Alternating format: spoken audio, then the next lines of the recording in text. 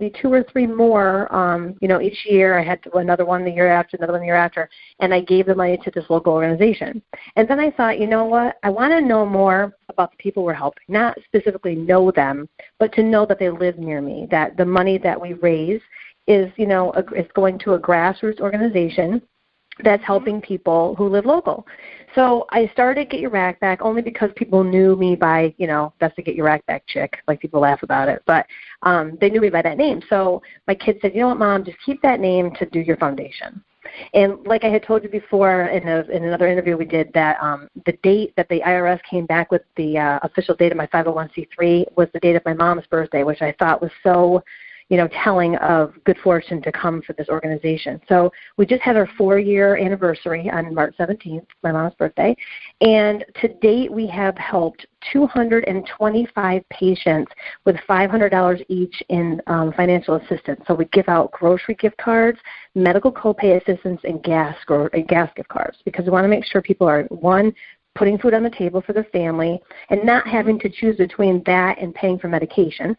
Right, because that's what the biggest thing that we're dealing with right now is people are having to choose between paying for treatment and paying for food for their family. So I wanted to help bridge that gap. And $500 a person isn't a lot of money, but for a lot of people, it's been life changing for our patients. It's helped them tremendously. And then the copay assistance. So we also have a Christmas stocking drive every year. We started that 4 years ago, and it'll be 5 this coming December. And we have stuffed and delivered over 1,500 stockings to children affected by cancer. Either they have cancer or a parent has cancer. So my foundation helps all cancer patients, men, women, and children with all types of cancers. It's not just breast, because people know me as having had breast cancer in my book, Get Your Rack Back. So we just went by the name, and we actually just kind of shortened it and rebranded to be GYRB. So people, when they see that, they say, oh, that's the local organization that helps cancer patients. So that's what we're doing in upstate New York, and we're very proud of where it's come. And I'm very proud of where we've come from, so it's been a wonderful experience. It really is. I mean, it's just amazing, the work that you've done. And so are you going to be speaking at any events anytime soon? I have something I'm working on right now in South Jersey with Women's Straight Talk, and I'm helping Cassandra Tyndall with some shows, and we're going to be co-hosting some shows together. I have a local speaking engagement this Friday at Proctor's Theater in Schenectady, New York. So I'm doing that, and I am looking at a couple of other things. I just haven't decided if I'm able to fit them into my schedule. Isn't that terrible? Because I travel quite extensively for my job too. So I'm trying to balance all of it, and get 2 kids off to college this fall. You know how it is. There's a lot of things to balance. Yeah. So why don't you share your website with us so that our audience can go on there and they can see what you're doing, where you're doing it, and maybe show up for your events and get to see you in person. Yeah, well, we have a golf tournament coming up June 9th, which is going to be so much fun in Clifton Park, New York, where I live. I'm very excited about that. We've got another band event coming up soon. We've got a lot of good stuff going on. So my website is gyrb.org. So Get Your Rack Back, but just shortened to gyrb.org. My book is available on there, and my book is also available on Amazon. And that's How Connie Got Her Rack Back is the name of her book, and it's an amazing book. It's got a blue background, and then there's this hot pink bra that's kind of hanging off of the word rack. It's really an amazing book. Yes. So, before we go on to the next break in a few minutes, I just wanted to ask you, were you actually dating during treatment, or did you wait till after treatment to start dating? I was dating someone through my treatment. And he was there for me and then not there for me. He was there for me, not there for me. It was kind of like a back and forth kind of deal. But I understand, and this is a difficult thing for a spouse or significant other to deal with. And I had to really take a look at it through his eyes, and I've learned from a lot of other patients that my foundation works with, their spouses, significant others, how taxing it is to be a caregiver, the worry, all of that goes into that. I know it was difficult for him. He didn't handle it well. And admittedly now he tells me he didn't handle it well. We're still friends, no longer together, but it's hard, I think, for people to be there for you. I think, and I realized, I said to him too, if I was married to you, you'd be stuck with me. You know what I mean? You would have had to deal with me. So it's I don't know if you felt that same way too about your spouse, like how it is to have someone help you and be there for you. It's difficult for them, I think. Oh, I think it's almost harder for them than it is for you because to a certain degree you've got some control. The choices that you make, the decisions that you make, things that you're thinking about, whereas they feel more like they're just kind of blowing in the wind. And I remember when I was, taking some of my psychology classes in college, the one that always stuck in my mind was an experiment that they did on 2 monkeys. They had both monkeys hooked up to electrodes, but the only monkey that could hit the button so that nobody was shocked was the first monkey. But it was actually the second monkey that had to worry about whether or not the first monkey was going to remember to push that button. That second monkey was the one who developed ulcers. And so in our cases, our spouses were the ones that had the physical the physical problems from the fact that we were the ones that were in control, and would we make the right decisions? So that I think that really does affect them. So what is some advice you would give to any women who are going through treatment and they are thinking of dating, or they would like to date but they're not sure that they should?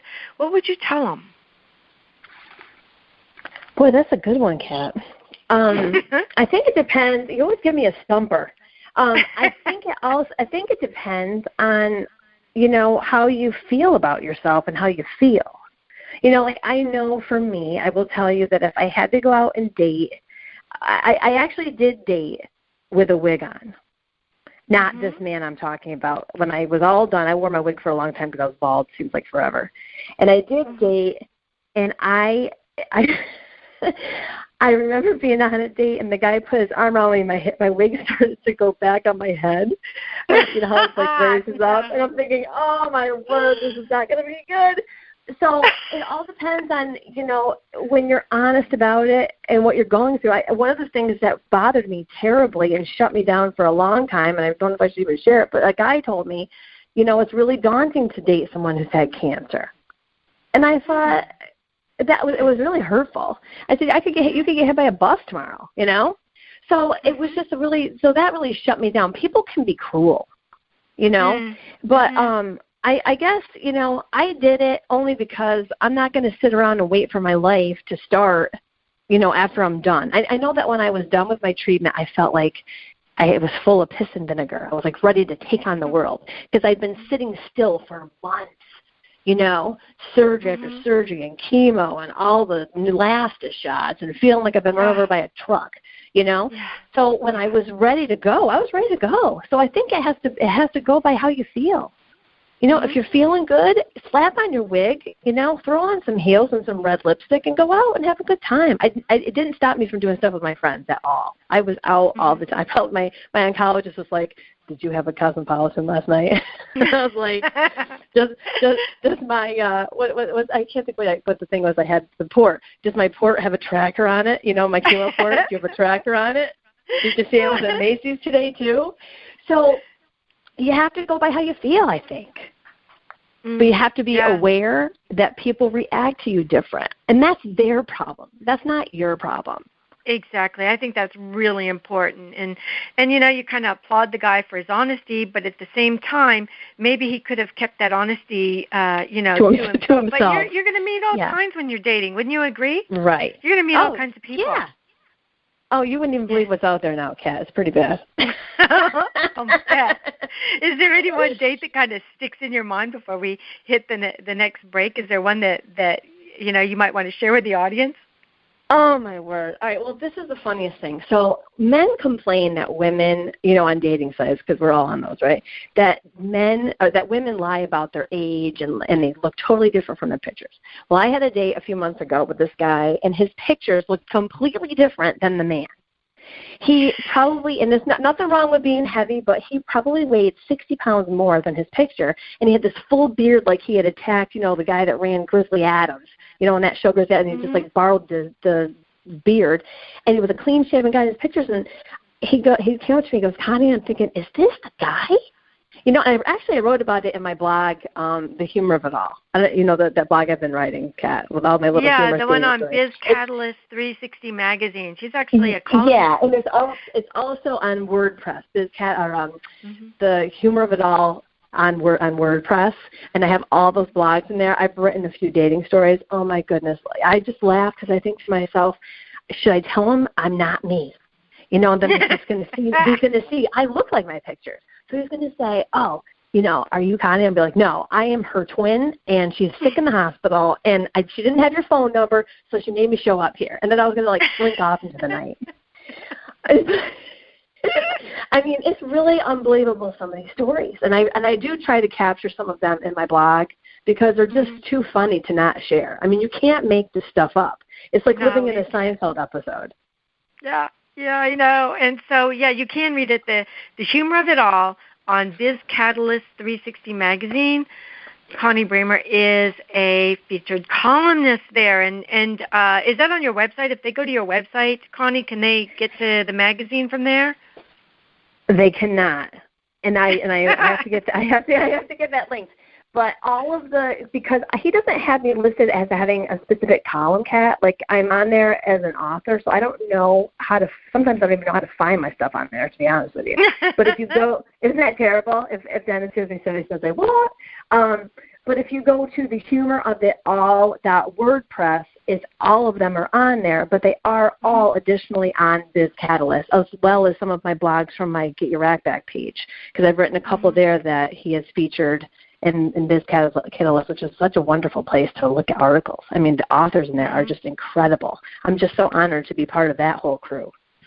Yeah, it is a great magazine. So one more time, Connie, tell us how we can find you. Give us your website. GYRB.org, so Get Your Rack Back, but abbreviated, GYRB.org. I'm also on LinkedIn, and my Facebook page is Get Your Rack Back. Great. Okay.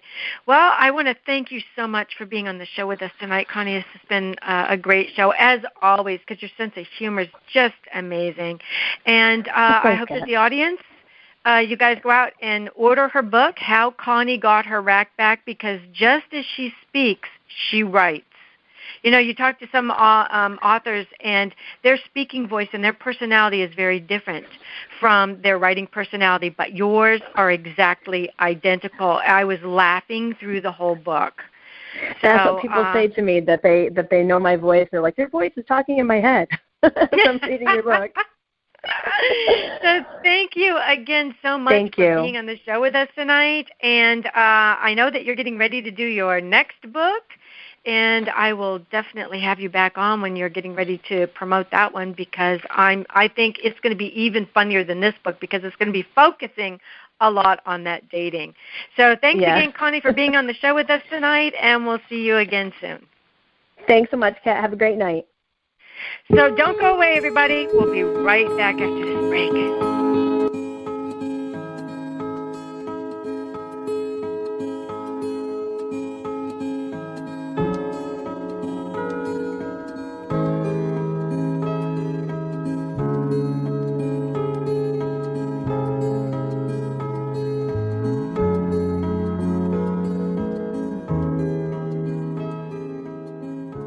What if dreams can diagnose your life? What if we can meet the love of our life in dreams? Join host Kat O'Keefe Canavas, the #1 internationally best-selling author of Dreams That Can Save Your Life, written with Duke University medical doctor Larry Berg. Dreaming Healing is where we'll explore dreams, research, and interpret dreams from you, the caller. Dreaming Healing shows can be heard every Tuesday at 9 a.m. and 9 p.m. Eastern, with live shows on the first and third evenings at 9 p.m. Eastern, 6 p.m. Pacific Time on syndicated Dream Vision 7 Radio Network. Come live your dreams out loud with Kat. Animal Connections with Laura Rowley is an intuitive show created for you to learn what it's like to talk to animals. Laura shares 20 years of